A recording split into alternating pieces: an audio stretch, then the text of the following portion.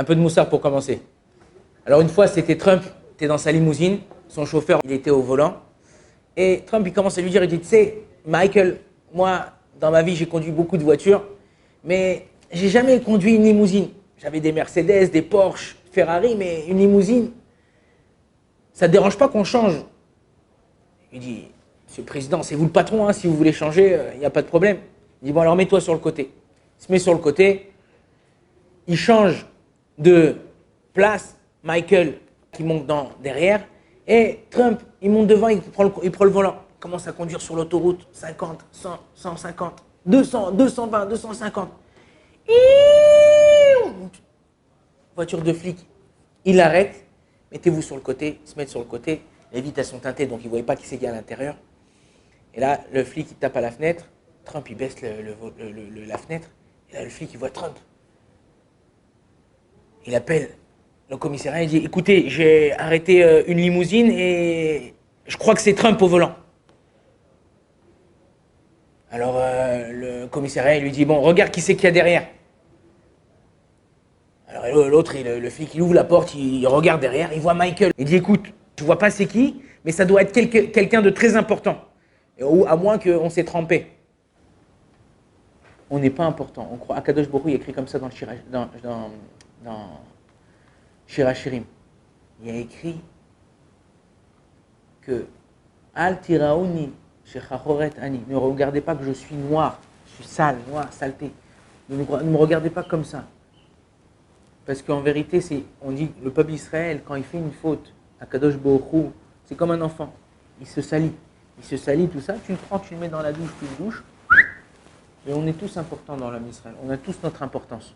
On a chacun d'entre nous une chose qu'il n'y a pas chez l'autre. Et Akadosh Baruch Hu, il nous aime chacun d'entre nous comme ses enfants. Il suffit d'une chose. Il suffit de revenir vers lui, de s'approcher de lui, d'essayer de faire quelque chose en plus chaque jour. Je fais une avéra, je suis accroché à une avéra, j'arrive pas à m'en détacher. Il faut que je décide en un jour de clac, je coupe. Couper tout contact, couper tout chose pour pouvoir me séparer de la avéra.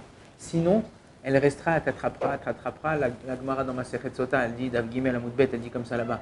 Elle dit que la avéra c'est comme un chien. Il s'attrape à toi et il ne te lâche pas.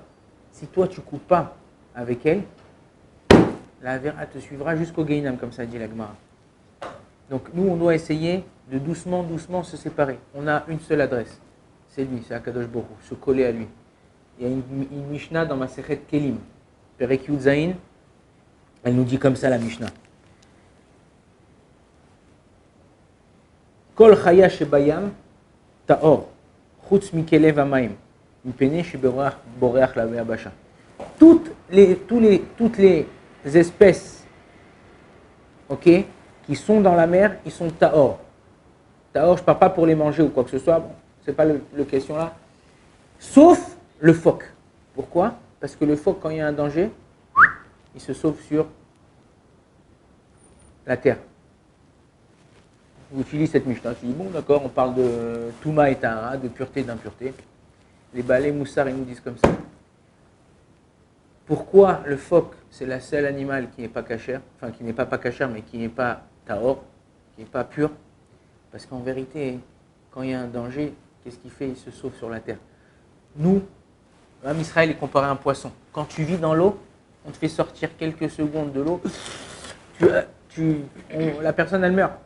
C'est quoi? C'est où ta vie? C'est où l'oxygène? Je te coupe l'oxygène pendant quelques secondes, quelques minutes. La personne, elle part. Mais si toi, le phoque, lui, dès qu'il voit un danger, dès qu'il voit qu'il y a un animal qui veut le manger ou quoi, qu'est-ce qu'il fait? Il sauve sur la terre. Ça veut dire qu'en vérité, que l'eau, c'est pas sa vraie nature. C'est pas par ça qu'il vit. Ah, c'est pas par ça qu'il vit. Quand tu as un danger, tu te tournes vers autre chose. Tu ne te tournes pas vers un poisson. Il se fait courser par un requin. Il va faire, il va sauter sur la terre, il va sortir ses jambes, il va commencer à taper un sprint. Non, il va rester dans l'eau, il va essayer de se sauver, se cacher en dessous d'une pierre, se cacher dans des algues, se cacher dans les trucs. Il va rester dans l'eau. Pourquoi? Parce que c'est sa vie. Il n'y a pas une autre métiout. Tu peux pas partir autre part. C'est là, c'est ma vie. Si je me vais autre part, je meurs. L'homme Israël, et nous aussi, ça doit être pareil. On ne peut pas se sauver autre part. La seule endroit où on peut se sauver, c'est vers Akadosh Baruch Hu. Tu as un problème, quand tu as un problème, vers qui tu tournes? Tu te tournes vers ton patron, tu te tournes vers ta femme, tu te tournes vers tes enfants, tu te tournes vers qui? Tu te tournes vers lui. Un juif qui se tourne quand il a un problème vers un Kadosh Baruch Hu, ça prouve qu'il est Tahor. Ça prouve que quoi? Que hop, j'ai un besoin, j'ai un truc, je me tourne vers lui, je prie, j'ai des trucs, je l'implore. On a besoin des fois de parler, il me dit ouais mais à quoi? Alors je peux pas parler avec ma femme, je peux pas parler avec mon frère, je peux pas parler avec ma soeur. Si, tu peux lui parler, tu peux faire participer. Quand quelqu'un il a une angoisse, il doit en parler, il doit essayer d'en parler, il doit essayer d'en... Mais la délivrance, elle vient que de lui. La délivrance, elle vient que de la Torah. La délivrance, elle ne peut pas venir d'un homme. Un homme, il peut nous aider, il peut être un chaliar. Mais si nous, vraiment, on a la émouna, que tout ce qu'on a, ça vient d'Akadosh Baruch Hu, et tout ce qu'on a, c'est que lui, on ne peut pas vivre autrement sans lui, alors là, c'est sûr que dès qu'on a un problème, Akadosh Baruch Hu nous vient en aide. Oh, Adonai Olam, Amen, Amen.